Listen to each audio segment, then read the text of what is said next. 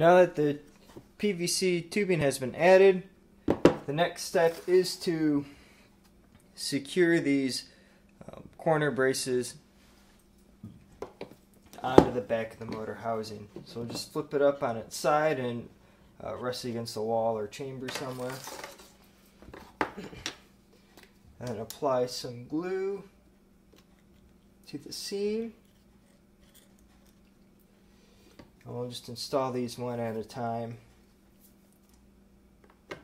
We'll set that on there, get it all lined up, and apply a little bit of pressure.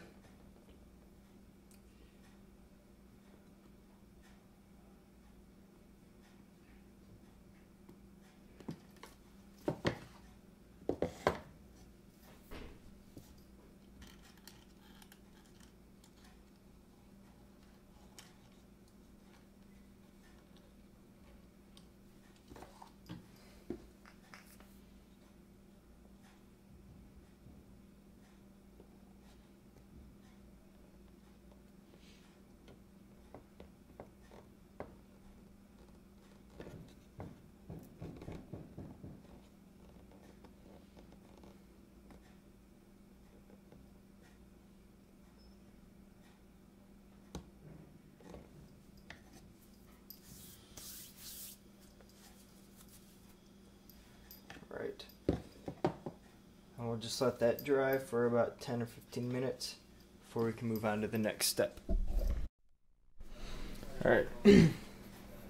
While we're waiting for those corner braces to dry, we can go ahead and add this little piece of tubing that's going to help align the motor shaft to the lid. And so you'll notice 3 holes drilled into what's going to be the bottom end of the tubing, and we want those facing up towards us, with the bottom of the lid facing up as well. The top of the lid can be identified by these 2 sets of holes drilled in the top, and so you just want that facing down. And we'll go ahead and line up this piece with the hole in the center. Alright, and there should be a smaller diameter hole just to the right of it.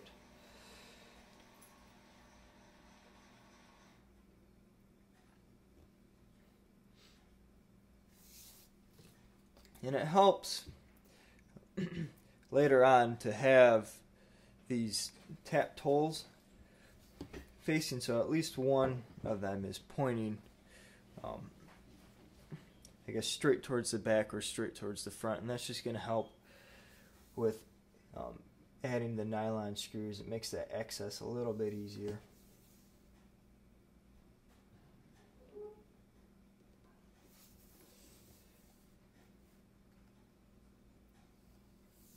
So we'll add the glue and just let it dry. So it's been about 15 minutes, and these corner braces are dry, and we're ready to move on to the next step, which would be adding the top on. So to do this, we'll just start by adding this motor housing into our completed chamber, flushing it up with the back, and we can go ahead and take our motor housing, or the lid to the motor housing, and place that on top. And when we do that, you'll notice 2 sets of holes that are drilled on the top of this lid, and we want to make sure that those are facing up, and also we want to make sure that those are facing into the chamber. And on the back side, there will be 2 sets of holes actually drilled into the side of this lid, and those will be facing the back.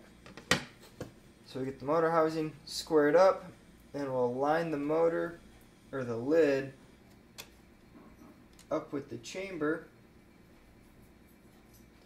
and just sneak a little bit of glue here on the seam,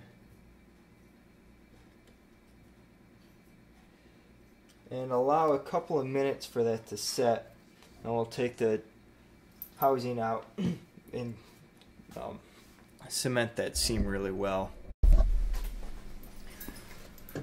Once this glue has started to set, you can take this out, flip it on end, and then go ahead and just finish up those seams.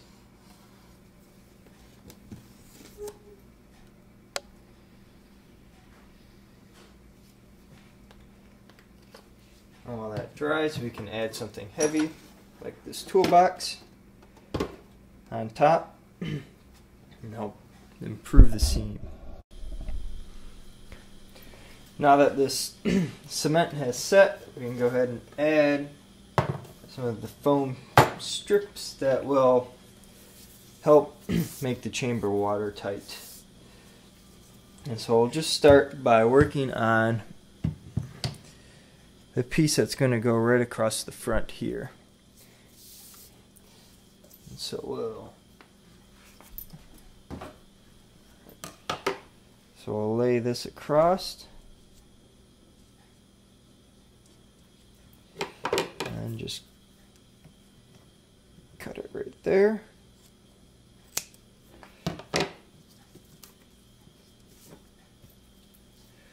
Moisten the surface and then add some glue. Here we have some Gorilla Glue that dries white, so it'll look the same color as the foam.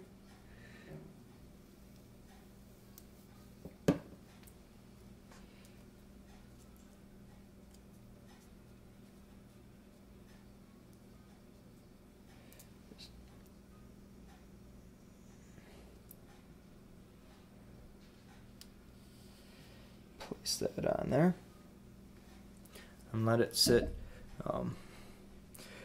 for about at least an hour before you start moving it around. Okay, now that this glue has had enough time to sit, we can go ahead and start on the bottom of this acrylic. And so before gluing it, I just went ahead and roughed up the edges.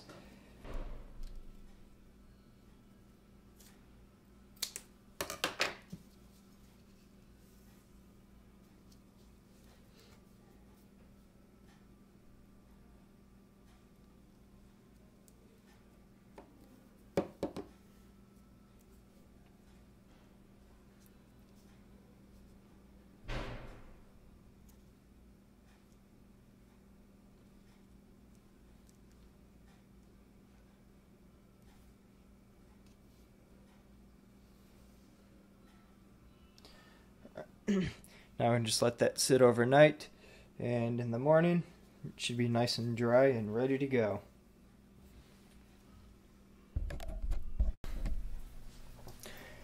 Alright, so it's now the next day and this glue has cured, so we can go ahead and add the final touches to our motor housing. And we'll just start by adding this little cylinder that will act as one of the ports for adding gases or dye to the chamber.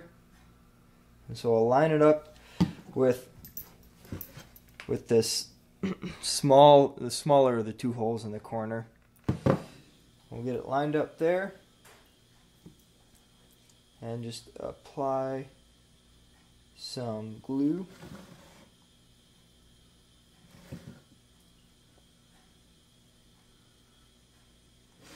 Alright.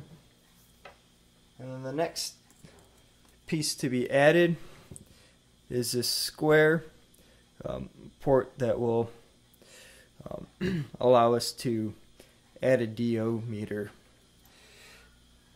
to the chamber. And it's important when gluing this on to make sure that the threaded end, which is right here, is facing up. And so I'll get that lined up, and we'll line that up with the large hole in the opposite corner. So once that has been lined up, just go ahead and apply the acrylic cement.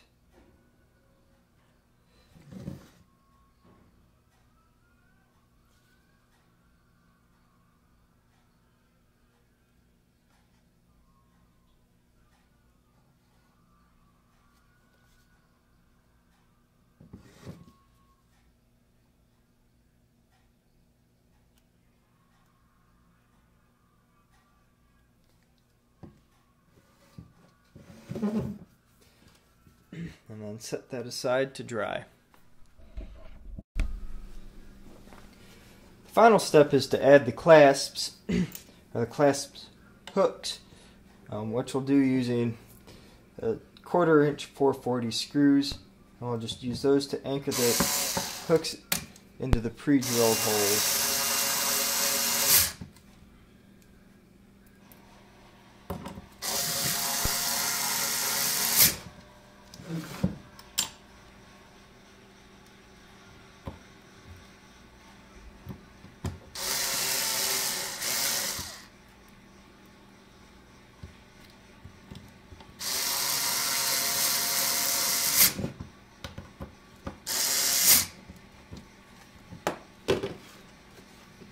There it is, the completed motor housing.